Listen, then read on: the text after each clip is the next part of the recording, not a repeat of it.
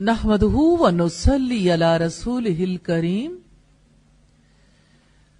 اما بعد فاعوذ باللہ من الشیطان الرجیم بسم اللہ الرحمن الرحیم رب اشرح لی صدری ویسر لی امری واحلل عقدۃ من لسانی یفقہوا قولی.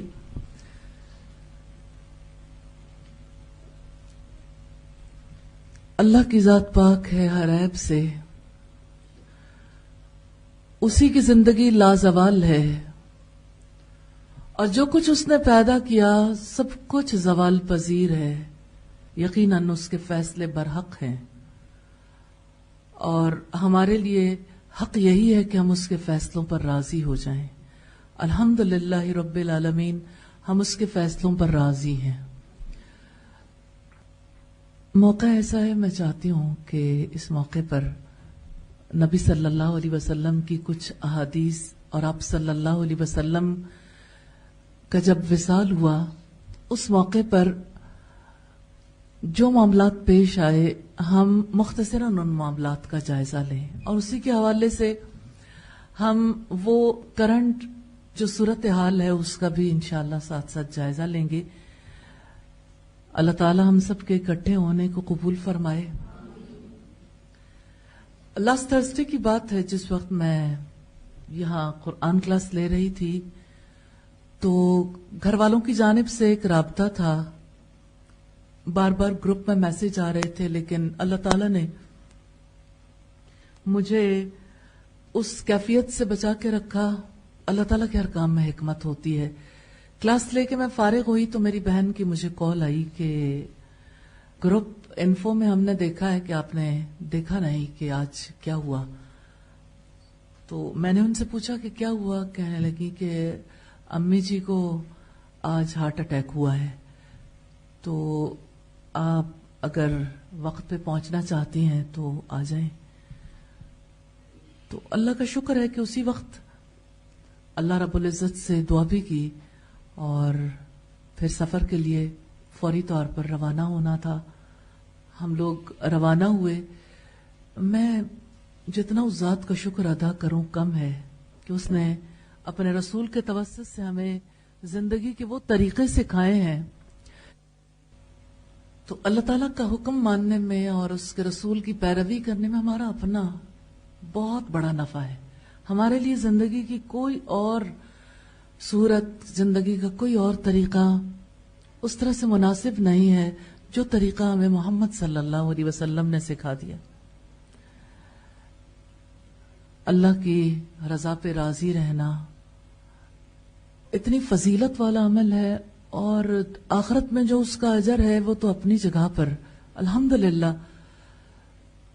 نصیب والوں کو ہی یقیناً اللہ کی رضا پہ راضی رہنے کا موقع ملتا ہے، لیکن اللہ جس کو موقع دے دے، میں سمجھتی ہوں دنیا میں اس سے بڑا کوئی نفع ہی نہیں کہ انسان ایک ایڈورس صورتحال میں بھی اللہ کی رضا پر اپنے آپ کو راضی کر لے. شکر ہے اس ذات کا جس نے اپنی رضا پر راضی ہونے کا موقع دیا. ہم جب سفر کر کے پہنچے تو براہ راست ہاسپٹل میں ہی پہنچے تھے. وہاں کی صورتحال ایسی تھی جہاں پہ میری والدہ ماشاءاللہ اس وقت 78 ایئرس کی تھی کہ اللہ رب العزت سے جا ملی، اور یقیناً اصل رشتہ تو اسی کے ساتھ ہے. تو جب ہم پہنچے تو ان کی بیٹیاں بیٹے تو تھے ہی، لیکن بہویں بھی، داماد بھی، پھر بیٹیوں کی بیٹیاں، پھر ان کے شوہر، ان کے بچے، ہر ایک کی محبتیں بانٹنے والوں کو ایسی محبت ملتی ہے الحمدللہ. ہاسپٹل سے سی سی یو میں جہاں پر وہ تھیں وہاں سے جانے کے لیے کوئی بھی تیار نہیں تھا. ظاہر ہے کہ اندر تو زیادہ افراد نہیں ہو سکتے تھے، لیکن باہر ویٹنگ ایریا میں سب لوگ دعائیں بھی کر رہے تھے اور اس موقع پر شیئر بھی کر رہے تھے کہ میرے ساتھ ان کا کیا معاملہ تھا، ہمارے ساتھ ان کی تعلق کی کیا نوعیت تھی. الحمدللہ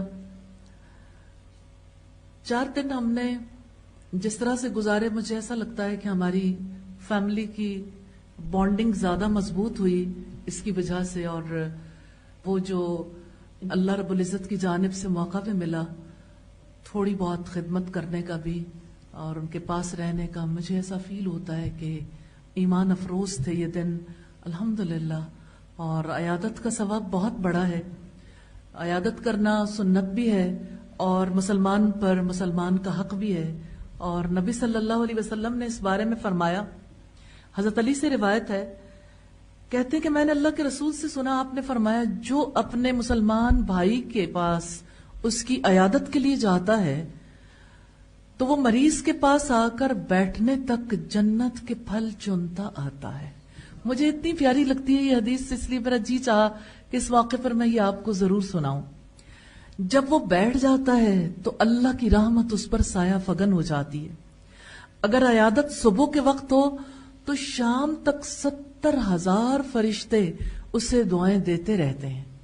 دعائیں دیتے رہیے، فرشتے تو تھکتے نہیں ہیں نا.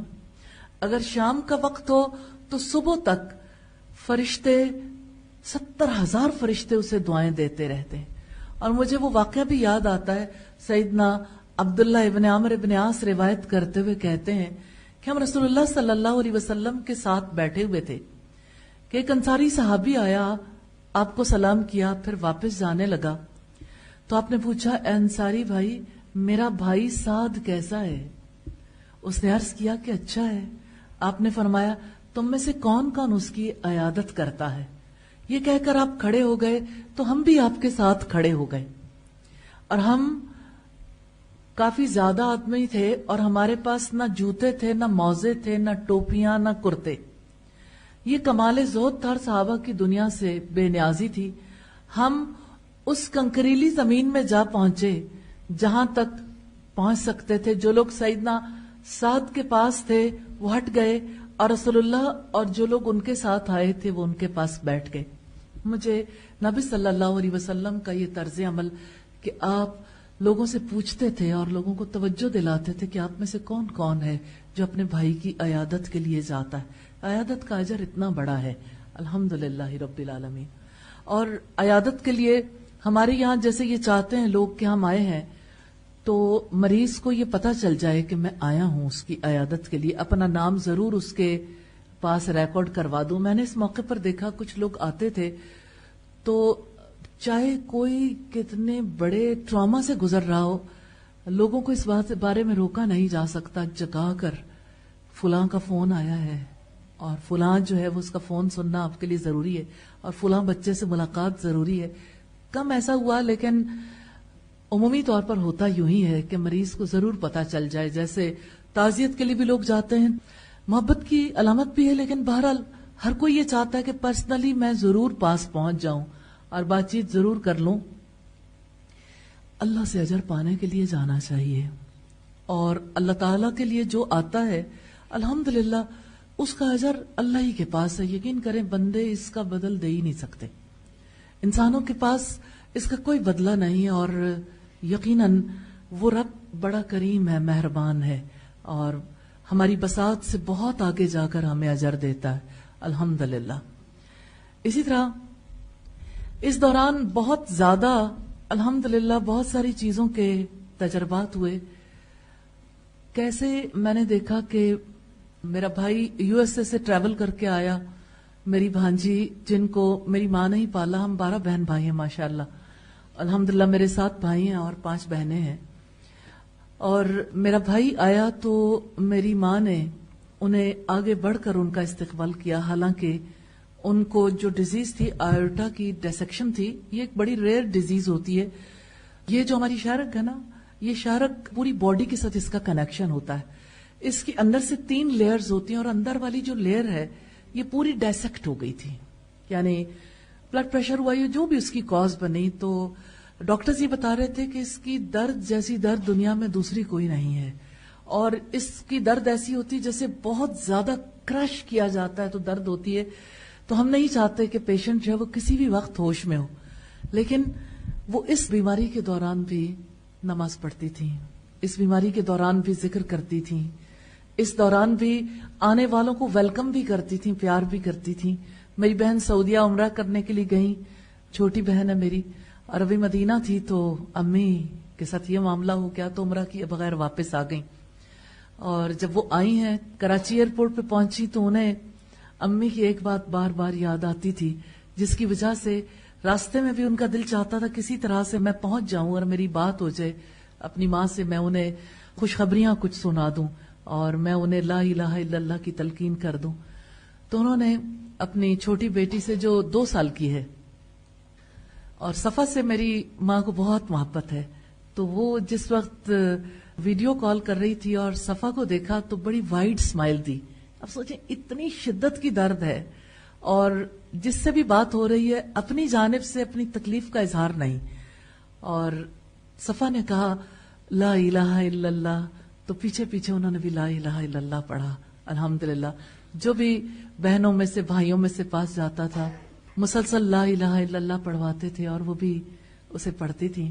اور مجھے بہت ہی پیار آیا جب میری بہن آئی تو انہوں نے میری امی سے کہا امی جی آپ نے جانا ہے نا تو ابا جی کو بہت سلام کہنا ہے. تو انہوں نے کہا اچھا، یعنی انہوں نے سر ہلایا کہ ہاں میرے والد کا انتقال آج سے 20 برس پہلے ہوا تقریباً. الحمدللہ اللہ تعالیٰ انہیں اپنے جوار رحمت میں جگہ دے. تو جانے کے لیے بھی بھرپور تیار تھیں. میں نے جب جا کے پوچھا کہ کیا معاملہ ہوا اور ڈاکٹر سے بھی، پھر بھائی بھی آیا تو بھائی نے مجھے بتایا کہ مجھے حیرت ہے اتنی تکلیف کے بعد جب انہیں ہوش آیا تو سب سے پہلے انہوں نے مجھ سے بات کی کہ مجھے کال ملوائی اور مجھے انہوں نے ساری صورتحال بتائی اور پھر مجھ سے کہا کہ ایسے ایسے میں اشراق کی نماز پڑھ رہی تھی اور میرے پیٹ میں سخت تکلیف اٹھی تو مجھے لگا کہ میری موت کا وقت آ گیا ہے. میری درد پورے باڈی میں پھیل گئی تو میں نے یہ سوچا کہ اگر میں دوا لیتی ہوں تو پھر بھی میں نے مر جانا ہے اور میں نماز توڑ کے کیا کروں گی، نماز کی حالت میں ہی اللہ کے پاس چلے جاتے. تو انہوں نے نماز نہیں توڑی لیکن درد کی شدت کی وجہ سے بے ہوش ہو گئیں اور گر گئیں. گرنے سے انہیں چوٹیں بھی کافی آئیں، لیکن یہ ہے کہ جب ہوش میں آئیں تو ارد گرد والے یہ فیل نہیں کر رہے تھے کہ یہ کس تکلیف سے گزری ہیں. اور پھر میرے بھائی نے بتایا کہ اس وقت پہ آپ جو ہے انہیں فوری طور پر ہاسپٹل لے جائیں، یہ ہارٹ کا معاملہ ہے اور سادہ نہیں ہے، اس لیے انہیں ایمبولینس پہ لے کے جائیے اور بس آپ پہنچیں، باقی لوگوں کو بھی اطلاع دیں جنہوں نے آنا ہے وہ آ جائیں اور میں بھی آ رہا ہوں. اس پورے عرصے کے دوران جو چیز میں نے ایکسپیرینس کی وہ امی جی کی ہمت کی وجہ سے، اولاد کو جس طرح سے وہ ہمیشہ تلقین کرتی تھی کہ وہ صبر کریں اور ہمت سے کام لیں، تو اللہ کا شکر ہے. جب میرے ابا جی کا انتقال ہوا تو میرا ایک بھائی ایسا تھا کہ جس کی ہچکی نہیں رکتی تھی اور میری ماں اس وقت بھی اس کو کہتی تھی کہ دیکھو جتنا بھی آنسو بہا لو، جو ہو چکا وہ ہو چکا، یہ اللہ کے فیصلے ہیں، جس نے جانا تھا وہ چلا گیا، اب صبر کرو گے تو اجر ملے گا اور اگر رونا چاہو رونے کے بعد بھی بالآخر تمہیں خاموش ہونا اچھا ہے کہ ابھی بھی صبر کر کے اجر لے لو. تو اس دفعہ میں نے محسوس کیا کہ وہ بھائی بھی صبر میں تھا. الحمدللہ عیادت کا موقع اور سب کی محبت اور سب کا کیئر کرنا، خیال رکھنا. میری ایک بھانجی کینیڈا میں تھی تو میری ماں نے ان کو پالا تھا تو اس کے لیے وہاں رہنا مشکل ہو گیا. وہ اپنے 3 بچوں کو چھوڑ کے ہسبینڈ کے پاس، انہوں نے کہا میں نانی کے پاس اس وقت ضرور جاؤں گی، نانی اماں کے پاس. تو وہ بھی آ گئی اور میں نے دیکھا کہ جس وقت وہ آئی ہے مسلسل قرآن سناتی رہیں اور امی اتنی پرسکون رہیں اور سب بچوں کو بھی پتا تھا، بڑوں کو بھی، کہ امی کو کون کون سی صورتیں زیادہ پسند ہیں. جیسے صبح کے وقت وہ سورہ حامیم السجدہ ضرور پڑھتی تھیں، سورہ یاسین ضرور پڑھتی تھیں، اور جب سے انہیں پتا چلا تھا یہ 2 صورتیں جو ہیں وہ صاحبان کی طرح آئیں گی، سورہ البقرہ اور سورہ آل عمران، وہ یہ بھی ضرور پڑھتی تھیں. اور میں 3 سال کی تھی جس وقت ان کو کڈنی کی تکلیف ہوئی اور کڈنیز فیل ہو گئے. تو اس وقت انہیں کسی خاتون نے یہ کہا تھا کہ آپ قرآن حکیم کو 7 منزلوں پر پڑھیں. 7 منزلوں پر پڑھنے سے مراد یہ ہے جیسے منزلیں اس کی مقرر ہیں اور 7 دن میں آپ کا قرآن کمپلیٹ ہوگا. 7 دفعہ آپ ایسے قرآن کمپلیٹ کریں اور اللہ سے دعا کریں، اللہ تعالیٰ آپ کو شفا دے گا. تو امی نے اس کے بعد کبھی منزل نہیں چھوڑی اور ہم ہمیشہ امی کو یہ دیکھتے تھے یا وہ ذکر کر رہی ہوتی تھیں یا وہ قرآن پڑھ رہی ہوتی تھی اور سارے کام سر انجام دے رہی ہوتی تھی. الحمدللہ سب سے زیادہ انہیں اپنے تمام بچوں کا یہ شوق تھا کہ وہ ان کو اچھی سے اچھی غذا دیں اور ان کو نماز کی تلقین کرتی تھیں. اور میں جسمانی اعتبار سے دیکھوں تو میری ماں نے کہیں کمی نہیں کی الحمدللہ. اگر میں روحانی اعتبار سے دیکھوں، عقلی اعتبار سے دیکھوں، فکری اعتبار سے دیکھوں، کہیں کوئی موقع ایسا نہیں جانے دیتی تھی جہاں وہ اپنی جانب سے اچھی تلقین نہ کرتی. میں اس وقت اسی حوالے سے فائزہ سے بھی پوچھنا چاہتی ہوں. فائزہ، پچھلے دنوں میں امی جی یہاں آئی ہوئی تھیں اور امی کے ساتھ آپ کو بھی بات چیت کرنے کا موقع ملا. امی جی آ کے فائزہ کے روم میں ہی بیٹھی تھیں. اس وقت زمین پہ ان سے سجدہ نہیں کیا جاتا تھا اس وقت. اور اس پہ بھی میں یہ ضرور بتانا چاہتی ہوں کہ ان کے دونوں گھٹنے ریپلیس ہوئے تھے. جب ابھی ان کے گھٹنے سلامت تھے تو ہم ان سے کہتے تھے کہ امی جی اتنا زیادہ آپ کو تکلیف ہوتی ہے، آپ سے اٹھا نہیں جاتا، تو ڈاکٹرز کہتے ہیں کہ آپ کے گھٹنے خراب ہو جائیں گے، تو آپ بیٹھ کے نماز پڑھ لیا کریں. تو انہوں نے کہا کہ اچھا، جب گھٹنے خراب ہی ہونے ہیں تو نماز پڑھنے کی وجہ سے خراب ہونے ہیں تو یہ تو میرے لیے اعزاز کی بات ہے کہ نماز کی وجہ سے یہ خراب ہو جائے. ریلی حیرت ہوتی ہے ان کے ہر طرز عمل پر. اور اس وقت بھی میں چاہتی ہوں کہ آپ ضرور شیئر کرو کہ آخری بات چیت آپ کے ساتھ تو یہی تھی. اس وقت میری فیملی کے لوگ تو موجود نہیں ہیں، لیکن انشاءاللہ آپ سب سے ملنے کے لیے وہ خود آئیں گے انشاءاللہ. ہمارا وقت ہم آپس میں مل کے طے کر لیں گے جب سب لوگ مل بیٹھیں گے، اور آپ کو بھی بہت سارے لوگوں کے ساتھ انشاءاللہ ملنے کا، بات چیت کرنے کا موقع ملے گا انشاءاللہ. تو فائزہ بتائیے گا. جی، میں نے ایک دن پہلے بھی بیماری کے دوران ان کے شیئر کیا کہ میں نے دعاؤں کا ایک ایسا لامتناہی سلسلہ دیکھا ہے. جب ہم ہاسپٹل میں تھے اور اسلام آباد میں تھے مسلسل، اور جب وہ بیمار تھیں، یقیناً کل بھی ساجدہ باجی کہہ رہی تھی کہ اگر اللہ تعالیٰ نے اس وقت ان کے لیے زندگی لکھی ہوتی اور اس میں خیر ہوتی تو ہو نہیں سکتا تھا کہ جتنی دعائیں ان کے لیے پوری دنیا میں ہوئی ہیں. اور میں ان کی بہنوں سے کہہ رہی تھی کہ کیسی خوش نصیب ماں ہے کہ اس کو اپنی بیٹیوں کی وجہ سے اتنی زیادہ دعائیں مل رہی ہیں، اور لوگوں نے جس طرح سے اپنے پیغامات پہنچائے ہیں. مجھے استاذ مصروف تھیں تو جو لوگ ہمارے حوالے سے کال کر رہے تھے انہیں پتا تھا. اپنے لوگوں کو تو انسان ایک گروپ پہ میسج ڈال دیتا تھا تو یہ تسلی ہوتی تھی کہ سب تک پہنچ گیا. میں نے دیکھا پتہ نہیں دنیا میں کہاں کہاں سے کال نہیں آتی تھی، اور وہ کہتے تھے کہ ہم دعا کر رہے ہیں ان کی حیات میں بھی اور ان کی وفات کے بعد بھی. ایسی خوش نصیب اولاد کہ جو اتنے بڑے صدقہ جاریہ بنے.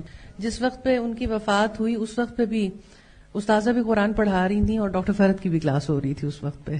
الحمدللہ دونوں بیٹیاں اسی حالت میں تھیں. استاذہ بیمار ہوئی تو ان دنوں نانی اماں کچھ دن آ نہیں سکی تھی. پھر اس کے بعد کچھ دن کے بعد تقریباً 1-1.5 مہینہ گزر گیا تو انہیں بہت تھا کہ نکت بیمار ہوئی ہے تو میں جا نہیں سکی. تو الحمدللہ ایک دن وہ تقریباً دوپہر کے وقت آئیں اور اگلے دن صبح چلی گئیں. تو نماز ادا کی انہوں نے، مغرب کی، میرے کمرے میں ہی بیٹھی ہوئی تھی. تو بہت دیر تک نماز پڑھنے کے بعد بہت دیر ہو گئی کیونکہ سفر کر کے آئی تھی، اور اس دن مزے کی بات ہے کہ وہ ڈیوو میں آئی تھی. انہیں اتنا تھا کہ میں نے جانا ہے تو بس میں نے پہنچنا ہے. تو ڈاکٹر زکیہ ساتھ تھی تو نماز پڑھ کے بہت دیر اس پہ بیٹھی رہی. چیئر تھی اور آگے جائے نماز بچھا ہوا تھا، اور میں ان کی سب بہن بھائی بھی بیٹھے تھے. تو میں یہی بات کر رہی تھی کہ وہ ایسے نہیں تبلیغ کرتی تھیں کہ جیسے کسی کو پرٹیکولرلی بتانا ہے کہ رسول اللہ نے کیا کہا تھا. وہ اپنے عمل سے ثابت کرتی تھیں، اور اتنی کنوکشن ہوتی تھی ان کی بات کے اندر کہ انسان سوچنے پہ مجبور ہو جاتا تھا. تو نماز ادا کر کے بہت دیر بیٹھی رہی. میں نے کہا نانی ماں تھک گئی ہوں گی بہت زیادہ، تو آپ ایسا کریں کہ آپ بستر پہ لیٹ جائیں، لیٹ کے کچھ اذکار کر لیں. کیونکہ بزرگ انسان یہ کہتا ہے، میں نے کہا جدوں تکر بندہ جائے نماز تے بیٹھا رہندا ہے نا، فرشتے لکھتے رہندے نے. تے میں نماز پڑھ کے چھیتی نہیں اٹھتی، پھر میں بیٹھی رہنی ہوں. اتنی مجھے اس دن سے ان کی بات، میں جب نماز کے لیے کھڑی ہوتی ہوں تو مجھے ان کی یہ بات اتنی یاد آتی ہے کہ ہم اس جوانی میں ہونے کے باوجود نماز پڑھ کے کہتے ہیں کہ جی اب یہ بھی کرنا ہے اور وہ بھی کرنا ہے اور تھک جائیں گے، چلو تھوڑا سا لیٹ کے اذکار کر لیں.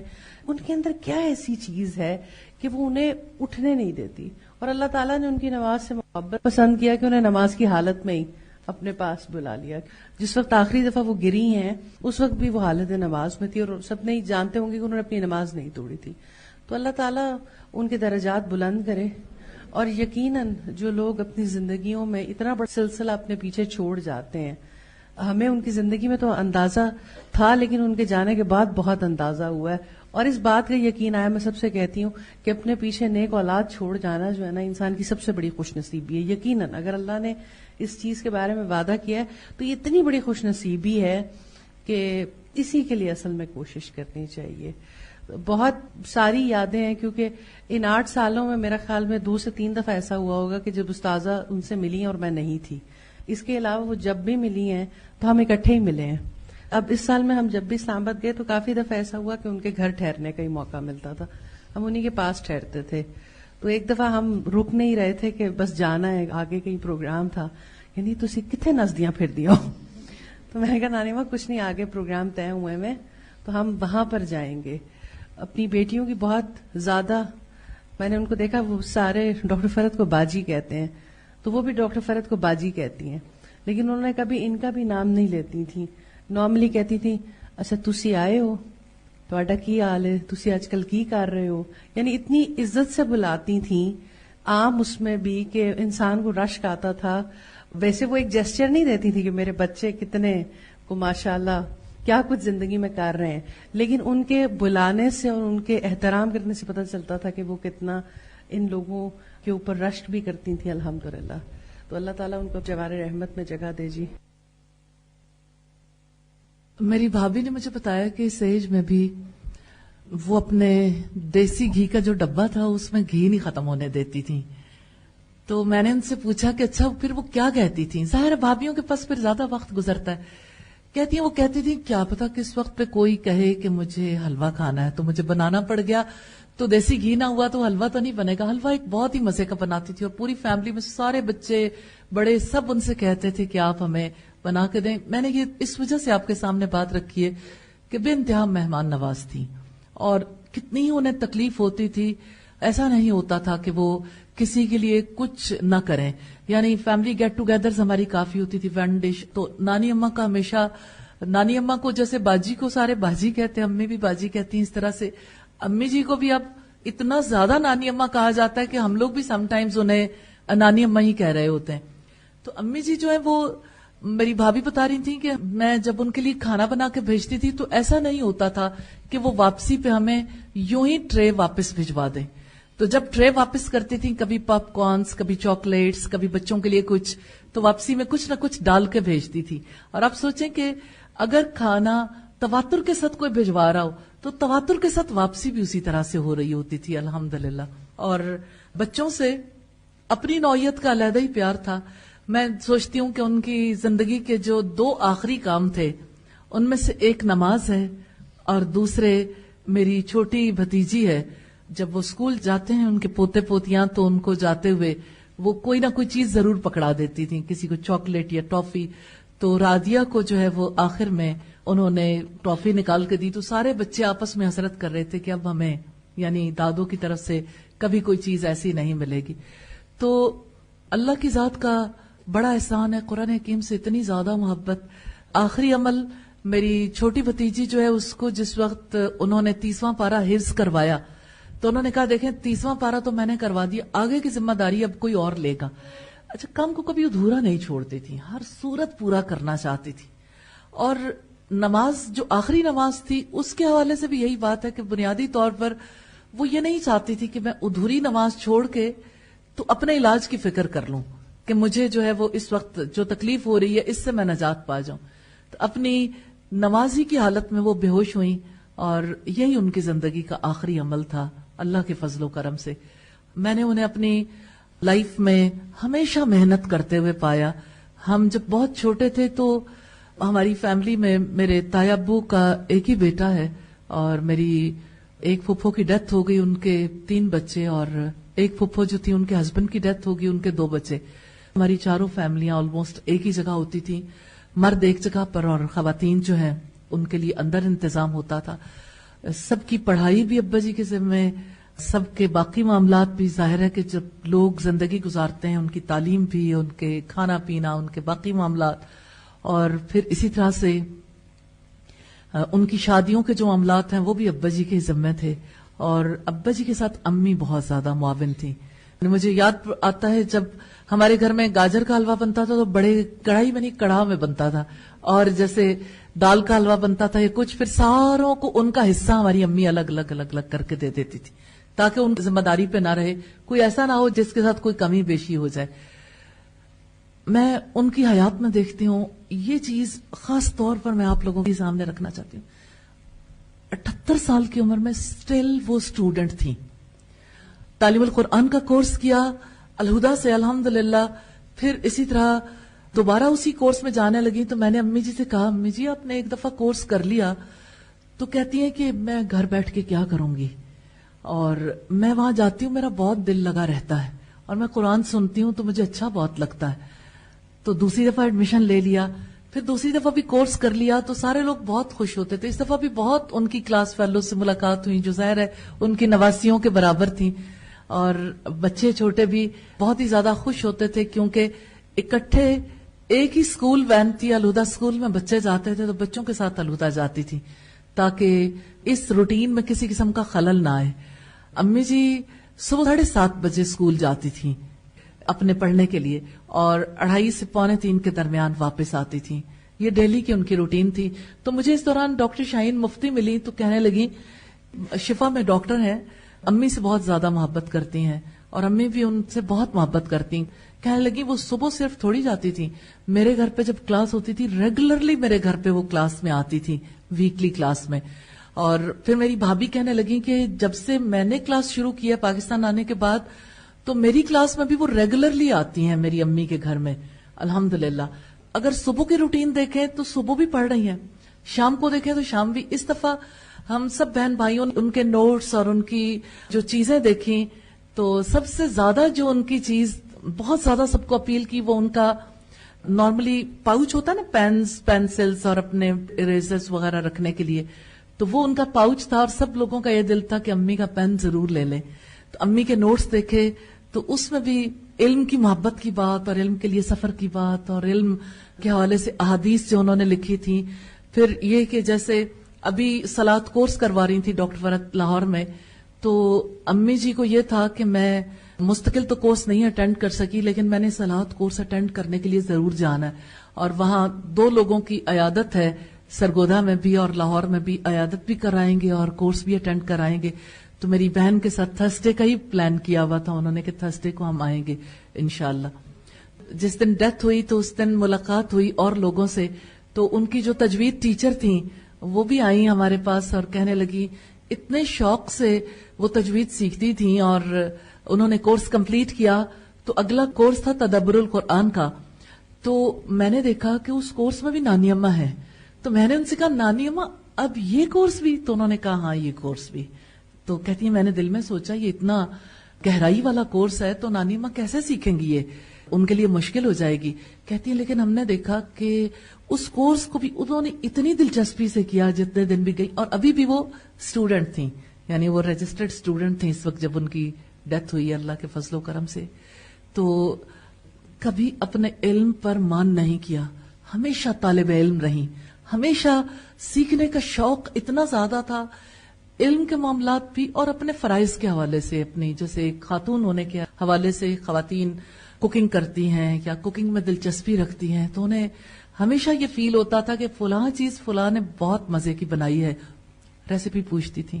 ابھی ہمارے پاس آئیں تو فائزہ نے بہت اچھی ڈشز بنائی، دودھ میں وائٹ قیمہ جو ہے وہ بنایا. تو امی جی کہنے لگی یہ کتنا خوبصورت لگ رہا ہے اور اس کا ٹیسٹ کتنا اچھا ہے، فائزہ یہ بتاؤ اس کی ریسیپی کیا ہے، میں ضرور ٹرائی کروں گی. پھر اسی طرح چامپیں بنی ہوئی تھیں، وہ دودھ اور سونف میں بنتی ہیں، تو امی جی کو وہ بھی بہت اچھی لگی. پھر جا کے کہنے لگی فائزہ آپ نے وہ کیسے بنائی تھی؟ میں نے تو بنائی ہے، مجھے لگتا ہے اس کا ذائقہ زیادہ اچھا تھا جو آپ نے بنائی تھی.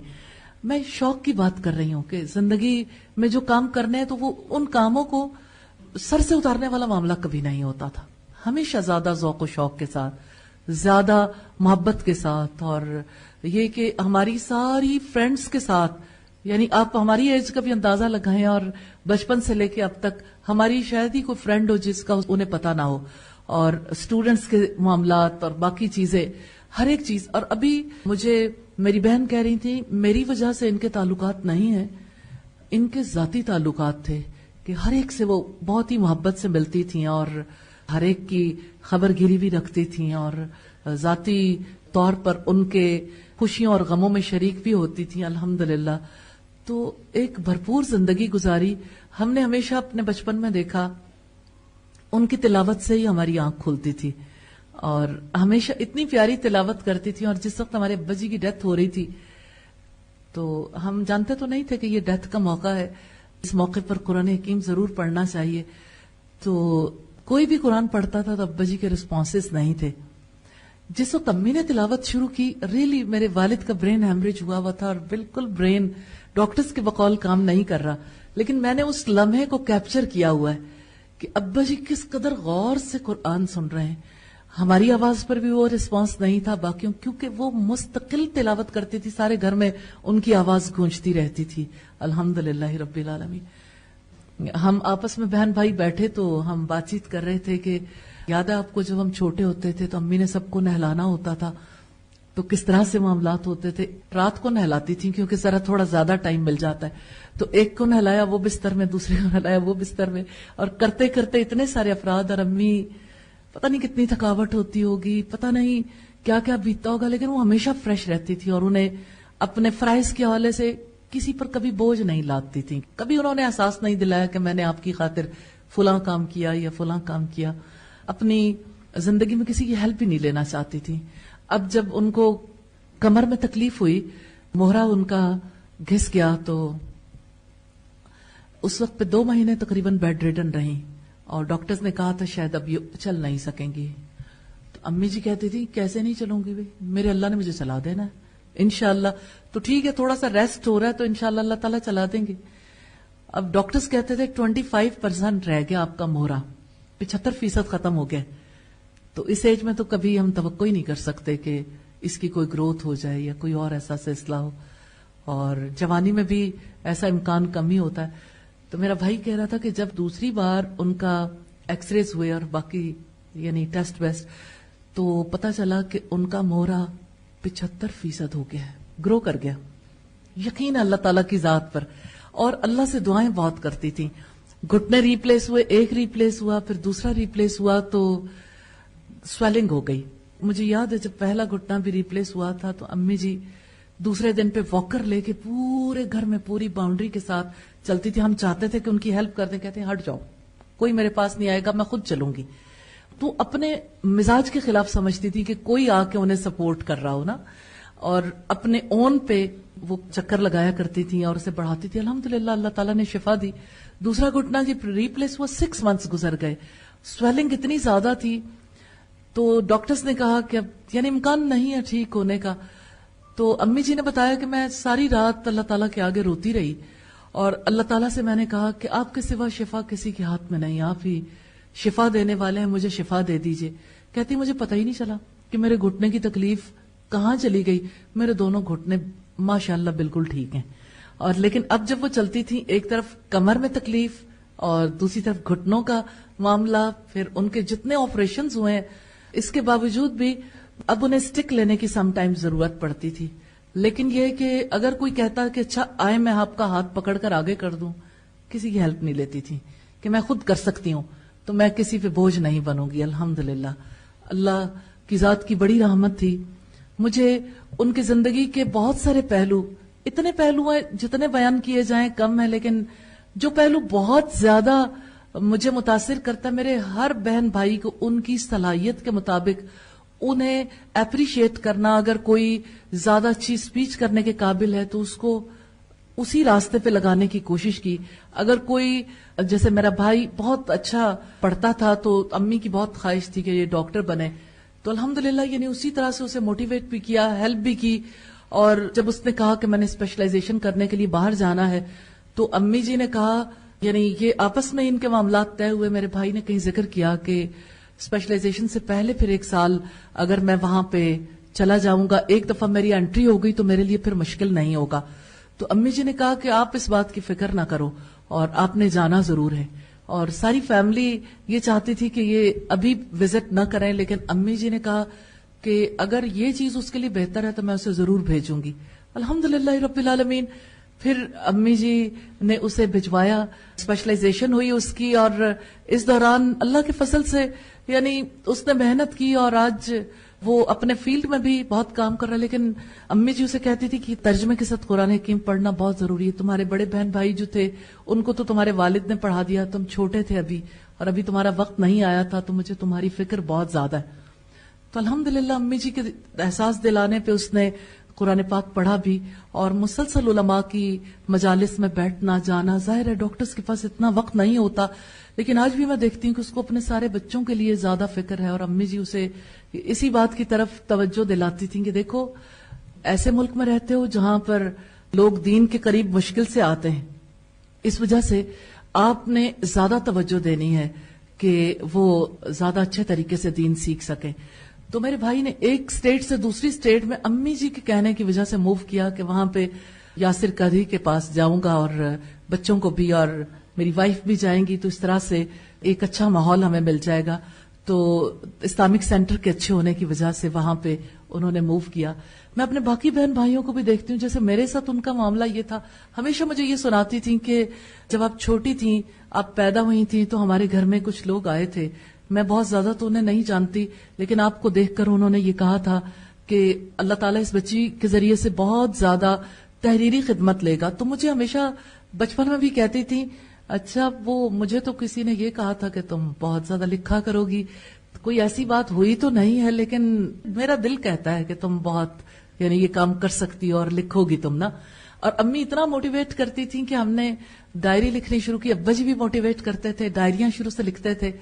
پھر مجھے یہ شوق ہو گیا کہ میں ان لوگوں سے ملوں جو لکھاری ہیں، جو زیادہ اچھا لکھتے ہیں، تاکہ میں ان سے پتا کروں کہ وہ کس طریقے سے یہ کام کرتے ہیں.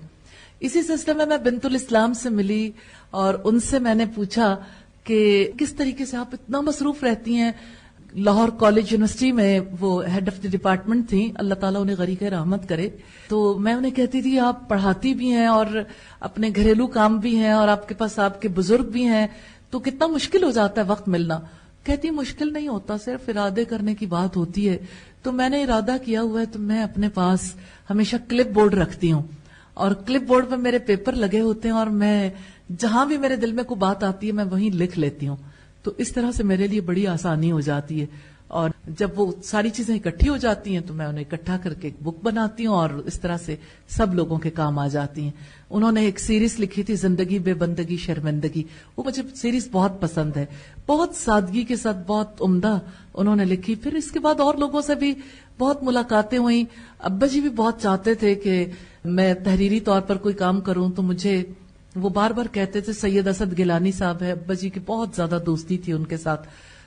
میرا جب ماسٹرز کا تھیسس تھا تب بھی ان کے پاس بھیجا کہ ان کے پاس آپ جاؤ گے تو وہ آپ کو بتائیں گے کہ کس طرح کس موضوع پہ کام کرنا چاہیے. تو میں جب واپس آئی تو مجھ سے پوچھا انہوں نے کہ آپ یہ بتاؤ کہ چاچا جی نے کیا کہا تھا. تو میں نے کہا انہوں نے یہ کہا تھا کہ بر صغیر میں تو زیادہ ایسے بزرگ تھے، صوفیاء کے ذریعے سے زیادہ دین پھیلا، اور جو لوگ یہاں پہ جہاد کرنے کے لیے آئے تھے ان کے توسط سے اور تاجروں کے توسط سے. میں نے کہا چاچا جی تو یہ کہتے ہیں ہماری تو ساری زندگیاں گزر گئی، داڑیاں سفید ہو گئیں اور ابھی تک ہماری کوشش برابر نہیں ہوئی. تو میرے والد صاحب نے یہ جواب دیا کہ دیکھو انسان کا کام صرف کوشش کرنا ہے اور اللہ تعالیٰ اجر محفوظ رکھتا ہے، اور اس نے کب اسلام کو غالب کرنا یہ اس کو معلوم ہے. ہمارا کام یہ ہے کہ جو کام ہمارے ذمے ہمارے رب نے لگایا ہم وہ پورا کریں اور اللہ کی ذات پر امید رکھیں کہ وہ ہمیں اجر ضرور عطا کرے گا.